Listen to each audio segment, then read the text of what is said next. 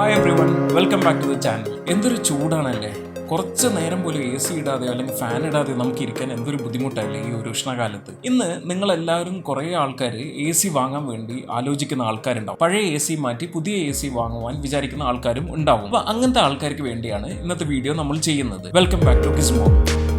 അപ്പോൾ എന്തൊക്കെ കാര്യങ്ങൾ ശ്രദ്ധിക്കണം, എങ്ങനെയാണ് ഒരു നല്ല എ സി നമ്മൾ ചൂസ് ചെയ്യേണ്ടത് എന്നൊക്കെയുള്ള കാര്യങ്ങളാണ് ഇന്നത്തെ വീഡിയോയിൽ നമ്മൾ കവർ ചെയ്യാൻ പോകുന്നത്. ആദ്യമായിട്ട് നമ്മൾ കൂളിംഗ് കപ്പാസിറ്റി അല്ലെങ്കിൽ ടണ്ണേജിനെ കുറിച്ചാണ് നോക്കേണ്ടത്.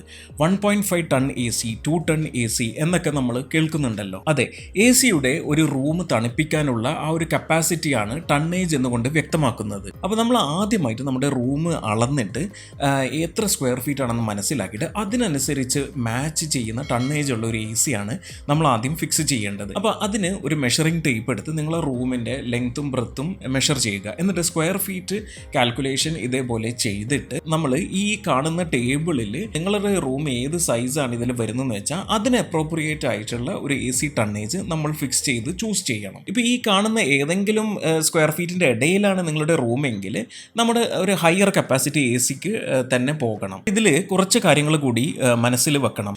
നമ്പർ ഓഫ് പീപ്പിൾ, അതായത് നിങ്ങളുടെ റൂമിൽ എത്ര ആൾക്കാർ ഈ എ സി ഉപയോഗിക്കുന്ന റൂമിലുണ്ട് ഒരു നോർമൽ ടൈമിൽ, അതും കൂടെ നമ്മൾ കാണണം. അപ്പോൾ ഈ ടേബിൾ ഇപ്പോൾ നിങ്ങൾ കണ്ട സ്ക്വയർ ഫീറ്റിൻ്റെ ടേബിൾ ഒരു 2 ആൾക്കാർ നിങ്ങളുടെ റൂമിലുണ്ട് എന്നുള്ളതാണ് അസ്യൂം ചെയ്യുന്നത്.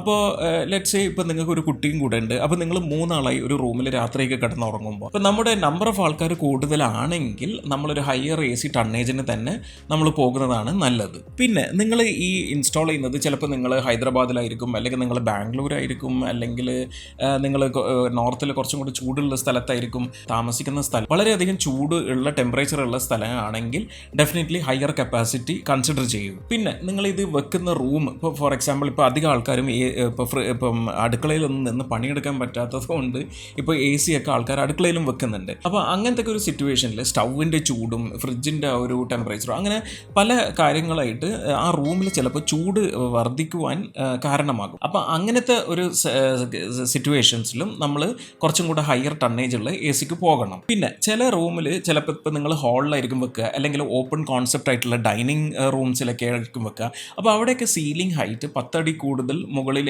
അല്ലെങ്കിൽ ആ ഒരു അത്രയും ഹൈറ്റിലേക്ക് ഉള്ള റൂംസൊക്കെ ആയിരിക്കും. അപ്പോൾ അത്രയും വോളിയം ഓഫ് എയർ ഈ എ സിക്ക് തണുപ്പിക്കാൻ വേണം. അപ്പോൾ നമ്മൾ ചെറിയൊരു ബഡ്ജറ്റിന് പോയിട്ട് നമ്മൾ ആ ഒരു ചെറിയ ടണ്ണേജ് എ സിക്ക് പോകുന്നതിനേക്കാളും ബെറ്റർ നമ്മൾ എന്തായാലും പെട്ടെന്ന് കൂടുതൽ തണുപ്പിക്കാൻ പറ്റുന്ന കപ്പാസിറ്റിയുള്ള ടണ്ണേജ് കൂടുതലുള്ളൊരു എ സിക്ക് തന്നെ അങ്ങനത്തെ റൂംസിനൊക്കെ നമ്മൾ നോക്കേണ്ടി വരും. ഇനി നമുക്ക് ടൈപ്പ് ഓഫ് എ സി ഒന്ന് മനസ്സിലാക്കാം. ഇപ്പോൾ സ്പ്ലിറ്റ് എ സി ഉണ്ട്, വിൻഡോ എ സി ഉണ്ട്, സെൻട്രലൈസ്ഡ് എ സി ഉണ്ട്. ഇപ്പോൾ വിൻഡോ എ സി നിങ്ങൾക്കറിയാം, നമ്മുടെ പഴയതുപോലെ പണ്ട് മുതലേ ഉള്ള സ്ക്വയറായിട്ട് കട്ട് ചെയ്ത് ചുമരിലൊക്കെ ഫിക്സ് ചെയ്യുന്ന ആ ഒരു എ സി തന്നെയാണ് വിൻഡോ എ സി. അതിപ്പോഴും നിലവിലുണ്ട്, പക്ഷെ വളരെ റെയറാണ്. പിന്നെയുള്ള നമ്മൾ ഈ സ്ക്വയർ ടൈപ്പായിട്ടുള്ള നമ്മൾ റൂമിൽ ഇൻഡോർ യൂണിറ്റും പുറത്ത് ഔട്ട്ഡോർ യൂണിറ്റും വെക്കുന്ന എ സികളാണ് സ്പ്ലിറ്റ് എ സി. അതാണ് ഏറ്റവും അധികം പ്രചാരത്തിലുള്ളത്, നമ്മൾ ഉപയോഗിക്കുന്നതും. പിന്നുള്ളത് സെൻട്രലൈസ്ഡ് എ സി ആണ്. സെൻട്രലൈസ്ഡ് ഇപ്പോൾ ഫുള്ളായി ഒരു സെൻട്രലൈസ്ഡ് യൂണിറ്റ് തന്നെ കംപ്ലീറ്റ് റൂമിലേക്കും കൊടുത്തിട്ട് വെന്റ് വഴി കൊടുത്തിട്ട് അത് തണുപ്പിക്കുന്ന ഒരു സെനാരിയോ. അപ്പോൾ വീടുകൾക്കും ഫ്ലാറ്റുകൾക്കൊക്കെ അനുയോജ്യമായിട്ടുള്ളത് സ്പ്ലിറ്റ് എ സി തന്നെയാണല്ലോ. അപ്പോൾ ഈ ഒരു സ്പ്ലിറ്റ് എ സിയിൽ തന്നെ ഇപ്പോൾ നമ്മൾക്ക് കാണാൻ പറ്റുന്നത് inverter A C, fixed speed A C എന്ന് പറഞ്ഞുള്ള 2 കാറ്റഗറി ഓഫ് എ സീസ് ഉണ്ട്. അപ്പോൾ എന്താണ് ഈ ഇൻവേർട്ടർ എ സി? അപ്പോൾ ഇൻവേർട്ടർ എ സിയിൽ വേരിയബിൾ ആയിട്ടുള്ള സ്പീഡ് കംപ്രസറാണ് ഉണ്ടാവുക. ട്രഡീഷണൽ എ സി പോലെ സൈക്കിൾ ഓണും ഓഫും അങ്ങനെ ആവാതെ ഇൻവെർട്ടർ എ സി സാധാരണ ഒരു കംപ്രസർ യൂസ് ചെയ്യുന്നത് ഒരു സ്പീഡ് അഡ്ജസ്റ്റ് ചെയ്തിട്ട് നമ്മുടെ കൂളിംഗ് ഡിമാൻഡിനനുസരിച്ച് മാച്ച് ചെയ്യുന്ന എ സി ആണ് ഈ ഇൻവെർട്ടർ എ സി എന്ന് പറയുന്നത്. അപ്പോൾ ഇപ്പോൾ എനർജി എഫിഷ്യൻസി ഒക്കെ നോക്കുകയാണെങ്കിൽ ഈ കംപ്രസറിൻ്റെ സ്പീഡ് അഡ്ജസ്റ്റ് ചെയ്യുന്നതിനനുസരിച്ച് ഇൻവെർട്ടർ എ സിക്ക് ആ ഒരു നമുക്ക് ആവശ്യമുള്ള ഒരു തണുപ്പ് ആ റൂമിൽ മെയിൻറ്റെയിൻ ചെയ്ത് കൊണ്ടുപോകാൻ പറ്റും. അപ്പോൾ അതുകൊണ്ട് തന്നെ വളരെ ലെസ് എനർജി കൺസംഷനാണ് സംഭവിക്കുന്നത്.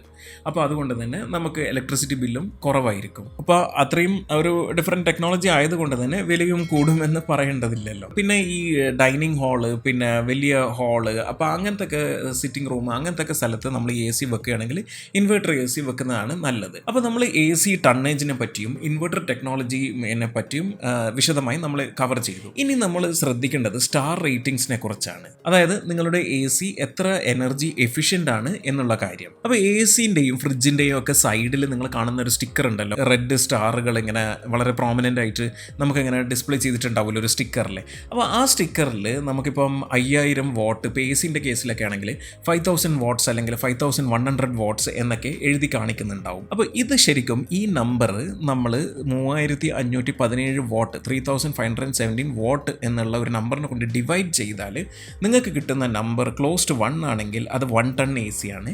അല്ലെങ്കിൽ 1.5 നിങ്ങൾക്ക് ആ ഡിവിഷൻ കിട്ടുന്നതെങ്കിൽ അത് 1.5 ടണ്ണ് എ സിയും ആകാനാണ് സാധ്യത. അപ്പോൾ ഇങ്ങനെയാണ് നമ്മൾ ആ ഒരു ടണ്ണേജും ഇതിൽ നിന്ന് നമുക്ക് എക്സാക്റ്റ് ഒക്കെ ടണ്ണേജ് നമുക്ക് കാൽക്കുലേറ്റ് ചെയ്യാൻ പറ്റും. അപ്പോൾ ഇവിടെയാണ് പല മാനുഫാക്ചറേഴ്സും ഒരു ചെറിയ തരികിട കളിക്കുന്നത്. അപ്പോൾ അവർ തരുന്ന കപ്പാസിറ്റി ചിലപ്പോൾ അവർ ലെറ്റ്സ് സേ ഒരു 5000 വാട്ട് ആണെങ്കിൽ അതിൻ്റെ സ്റ്റിക്കറിൻ്റെ മുകളിലുള്ളതെങ്കിൽ അത് നമ്മൾ 3517 വെച്ച് ഡിവൈഡ് ചെയ്ത് കഴിഞ്ഞാൽ അപ്പോൾ നിങ്ങൾക്ക് കാണാം ഒരു 1.42 ആണ് നമുക്ക് കിട്ടുന്നത്. വെച്ചാൽ 1.42 ടൺ മാത്രമേ വരുന്നുള്ളൂ. പക്ഷേ അവർ പറയുന്നത് എന്താ, ഇത് 1.5 ടൺ എ സി ആണെന്ന്. അപ്പോൾ ഇതൊന്ന് ശ്രദ്ധിക്കുക. ഇപ്പം നിങ്ങൾക്ക് എക്സാക്ട്ലി 1.5 ടണ്ണ് വേണമെങ്കിൽ കുറച്ചും കൂടി കൂടുതൽ ഒരു 5200 മുകളിലൊക്കെ വാട്ട്സ് കിട്ടേണ്ടി വരും. അപ്പോൾ ഈ ഒരു ഇതൊക്കെ കാൽക്കുലേറ്റ് ചെയ്തിട്ടാണ് നമ്മുടെ ബ്യൂറോ ഓഫ് എനർജി എഫിഷ്യൻസി എന്ന് പറയുന്ന ഇന്ത്യയുടെ ആ ഒരു റേറ്റിംഗ് ഏജൻസി നമുക്കൊരു ഈ മാനുഫാക്ചറേഴ്സിൻ്റെ ഈ ഓരോ പ്രോഡക്റ്റിനും ഓരോ എ സിക്കോ അല്ലെങ്കിൽ ഫ്രിഡ്ജിന് ഒരു റേറ്റിംഗ് തരുന്നത്. അപ്പോൾ ഇതിനാണ് ISEER അല്ലെങ്കിൽ Indian seasonal energy efficiency ratio rating എന്ന് പറയുന്നത്. അതാണ് നമ്മൾ പറയില്ലേ 3 സ്റ്റാർ എ സി ആണ് അല്ലെങ്കിൽ 5 സ്റ്റാർ എ സി ആണ് എന്നൊക്കെ പറയുമ്പോൾ ഇതാണ്. അപ്പോൾ 5 സ്റ്റാർ എ സി ആയിരിക്കും എന്തായാലും എനർജി എഫിഷ്യൻ്റ് ആയിട്ട് ഉള്ളത്. അപ്പോൾ ഞാൻ പറയാതെ തന്നെ നിങ്ങൾക്ക് അറിയാലോ, എന്തായാലും ബഡ്ജറ്റ് അതിനനുസരിച്ച് റേറ്റിംഗ് കൂടുന്നതിനനുസരിച്ച് നമ്മൾ പുഷും ചെയ്യേണ്ടി വരും. പക്ഷേ അതിൻ്റെ ഒരു ലാഭം നമ്മൾ ലോങ് ടേമിൽ കൂടുതൽ എ സി ഉപയോഗിക്കുന്ന ആൾക്കാരാണെങ്കിൽ നമുക്കത് കിട്ടും. അപ്പോൾ ഏകദേശം നിങ്ങൾക്ക് മനസ്സിലായല്ലോ, 5 സ്റ്റാർ ഇൻവേർട്ടർ എ സി ആയിരിക്കും നിങ്ങൾ ലോങ് അവേഴ്സ് ആയിട്ട് കുറേ കൂടുതൽ സമയം എ സി ഒക്കെ ഉപയോഗിക്കുന്ന ആൾക്കാരാണെങ്കിൽ കുറച്ചും കൂടെ ഇൻ ദ ലോങ് ടേം നല്ലത് അത് വാങ്ങുന്നതായിരിക്കും.